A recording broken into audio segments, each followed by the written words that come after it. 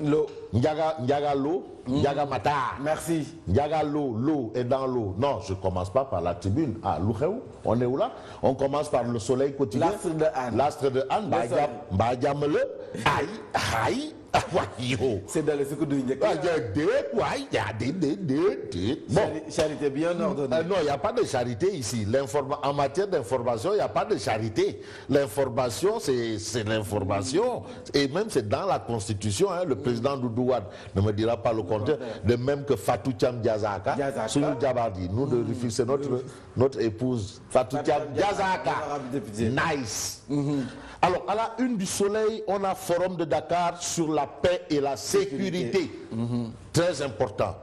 Macky Sall pour des efforts, pour des États forts et résilients. Ça, c'est ce qu'on peut retenir et c'est le Soleil qui en parle. Il s'agit de poursuivre le combat pour l'éveil des consciences, c'est important. Réviser la philosophie des missions onusiennes aussi. Ah oui, le président Barrow de la Gambie qui considère qu'il faut impliquer tout le monde. Ouais. Tout le monde. Il ne faut exclure personne. Ah oui, tout le monde. Mais aussi l'absence du Sénégal dans le G5 Sahel me pose toujours problème. Parce que quand même le Sénégal, bon, pourquoi il y a le Rekham? Parce que quand même les États, hein, ils savent, hein, le chef, voilà. Alors on a le quotidien. Macky au forum paix et sécurité, le quotidien. Pour une réorganisation des Nations Unies. Il faut revoir la nature des missions. Ah oui, il faut revoir la nature des missions. Vraiment, liguer bibarne, au minimum nice. Ouais, peut mieux faire. Parce qu'un travail, c'est les hommes, c'est-à-dire, c'est pas toujours, il n'y a que Dieu. Mais il faut penser à revoir, à réorganiser pour une réorganisation des Nations Unies dans leur mission, paix et sécurité. On a Tierno Alassane Sall qui déclare le président semble ignorer le code pétrolier. Ah bon? Ça, c'est ce que TAS dit. Et puis, contre sa révocation, le recours suprême de Khalifa Ababakar Sall. Madiké Nyang, sur son exclusion dit Bilay Walay Talay Barke Serine Saaliou. Le comité directeur n'est pas habilité. Anatei. Ah bon? Aïe. Farba Senghor a été exclu par quoi? Pape Sambabou exclu par quelle instance?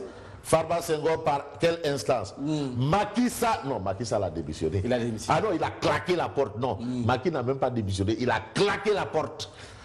Il a craché sur le pétrole. Ah bon, Source A.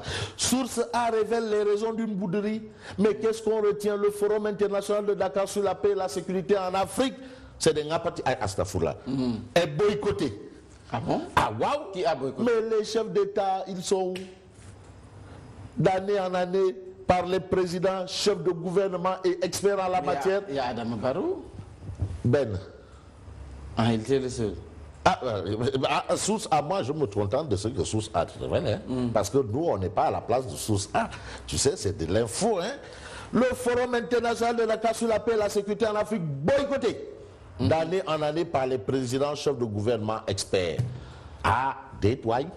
Il faut vraiment que ce soit une réussite. Il ne faut pas que ce soit du départ gaïdé, arrivé mousse.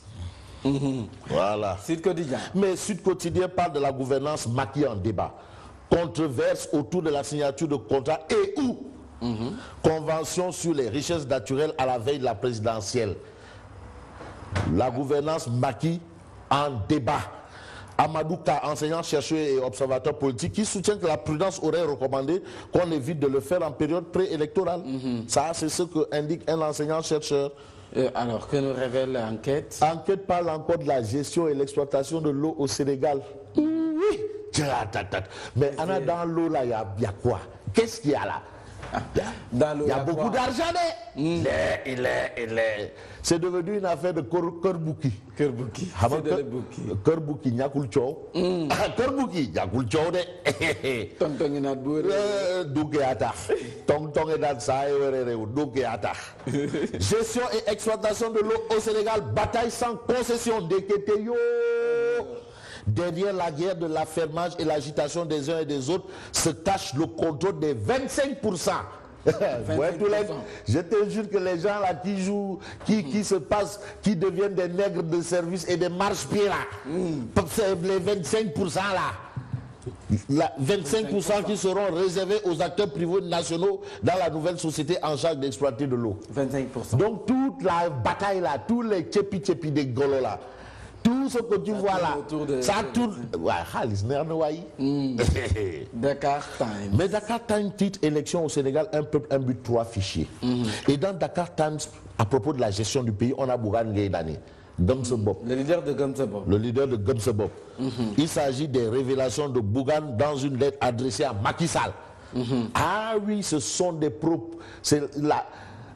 Bougane a une virilité dans ses propos. Ouais. Ah, Bougane viril dans ses propos. Viril. Bougane viril dans ses propos. Les révélations de Bougane dans une lettre adressée à Macky Sall. Vraiment, une lettre intitulée on passe à la tribune président, demain il fera jour. Demain il fera jour. Bougane Gueye Dany, leader du mouvement Gamsebop, dit président, demain il fera jour. Laisse un mouton au piscine. Puis c'est Tabaski viendra. Bon, il n'y a pas de bouton ici, il n'y a pas de Tabaski. Demain, il fera jour. Et puis révoqué de son poste de maire de Dakar, Khalifa Sall saisit la Cour suprême. C'est ce qu'on a à la une de la tribune. Mais Direct Info parle de la présidentielle de 2019 et les rapports entre politiciens et citoyens. Affaire de l'ambigolo pire. Affaire de l'ambigolo. Billahi pire. Une vaste comédie.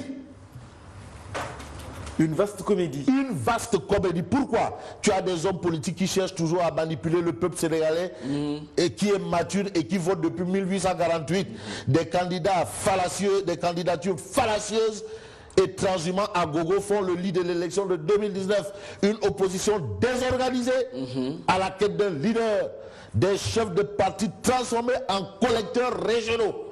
Des chefs de parti. En collecteurs régionaux. Je rappelle, tu sais, le tout, c'est pas d'amener le stock.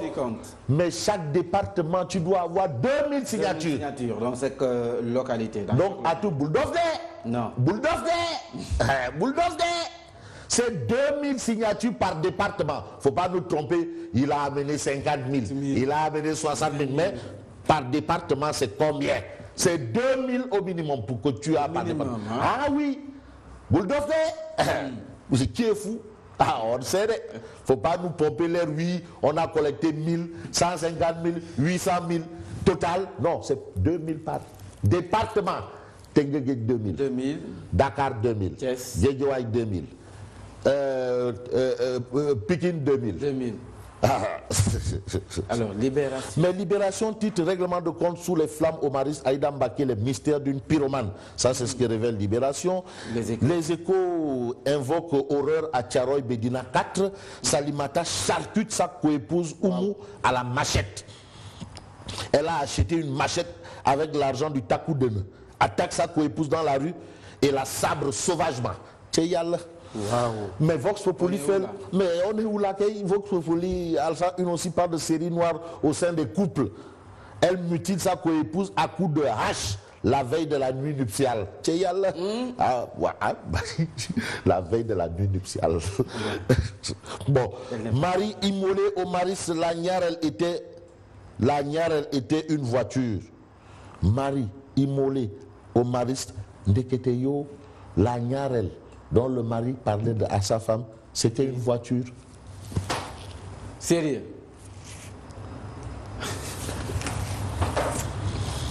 Quel Nyarel?